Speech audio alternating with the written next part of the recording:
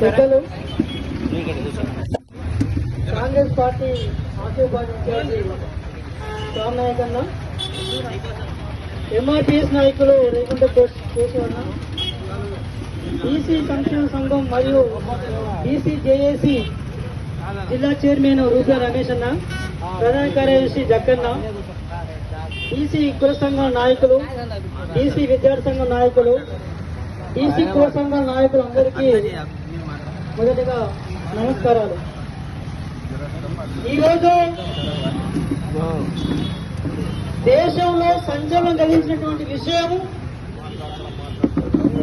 గత అసెంబ్లీ ఎన్నికల్లో Congress party Kamareddy declaration పేరుతోటి బీసీలకు 42% రిజర్వేషన్ కల్పిస్తామని చెప్పి ఈ స్థానిక ఎన్నికలలో కోర్టు అడ్డంకుల వల్ల ఆగిపోయిన విషయం మనందరికీ తెలిసిందే. కాంగ్రెస్ పార్టీ చెప్పినటువంటి మాట వల్ల ఈరోజు బీసీలకు చైతన్యం రావడం చాలా సంతోషకరమైన విషయం. దీనికి గౌరవ ముఖ్యమంత్రి రేవంత్ రెడ్డి గారికి ధన్యవాదాలు. ఇదే సందర్భంలో ఈనాడు స్వాతంత్రం వచ్చి 70 సంవత్సరాలు గడుస్తున్నా బీసీలకు బీపీ మండల్ కమిషన్ ద్వారా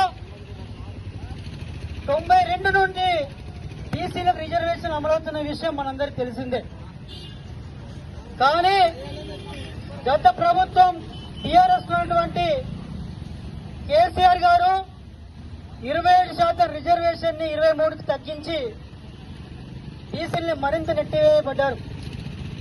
కేంద్రంలో ఉన్నటువంటి బీజేపీ పార్టీ కూడా బీసీల పైన మొసలి కన్నీరు సవితి తల ప్రేమ చూపిస్తూ బీసీలతోటి దేశంలో అధికారం వచ్చినటువంటి బీజేపీ ప్రభుత్వం ఈరోజు బీసీలను మోసం చేస్తుందనేందుకు ఈ స్థానిక సంస్థల రిజర్వేషన్లు ఆగిపోవడం అనేది మనందరికీ తెలిసిన విషయమే. దీన్ని ఉద్దేశించి రాష్ట్రంలో ఉన్నటువంటి అన్ని బీసీ సంఘాలు కలిసి ఒక జేఏసీగా ఏర్పడి 8 దఫాలుగా రిజర్వేషన్ అమలు కోసం ప్రయత్నాలు చేస్తుంది. అందులో భాగమే ఈ దీక్షలు. మేము ఒకటే చెప్తున్నాము, ఈ రాష్ట్రంలో గత నవంబర్ నెలలో కులగణన చేసి అసెంబ్లీకి పంపించారు. అందులో గణాంకాలు ఏంటంటే ఈరోజు బీసీలు 56% రాష్ట్రంలో ఉన్నారని చెప్పేసి ఆ లెక్కలు చెప్తున్నాయి. మేము అడిగింది ఒక్కడే అడుగుతున్నాం, మాకు 56% కాదు, మేము అడిగేది 42%.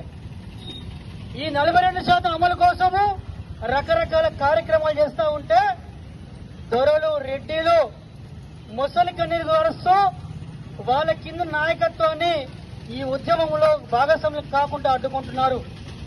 నిజంగా ఈ బూర్జా పార్టీలకు చిత్తశుద్ధి ఉంటే రాష్ట్రంలో ఉన్నటువంటి అధినాయకులందరూ కూడా దేశంలో ఉన్నటువంటి బూర్జా పార్టీలన్నీ కూడా ఈ రిజర్వేషన్ల కోసం ఎందుకు ప్రయత్నం చేస్తారని చెప్పేసి ఈ వేదికని అడుగుతున్నాను. ఇదే సందర్భంలో ఇంకో విషయాన్ని గుర్తు చేస్తా. 2019 103వ రాజ్యాంగ సవరణ ద్వారా ఈడబ్ల్యూఎస్ రిజర్వేషన్ కల్పించుకున్నటువంటి బీజేపీ ప్రభుత్వంలో ఏం జరిగింది? 10% రిజర్వేషన్ కల్పించుకున్నారు. మరి 10% రిజర్వేషన్లు కల్పించుకున్నప్పుడు దొరలు రెడ్డిలు మరి 10% పేదలు ఉన్నారని చెప్పేసి నేను అడుగుతున్నాను.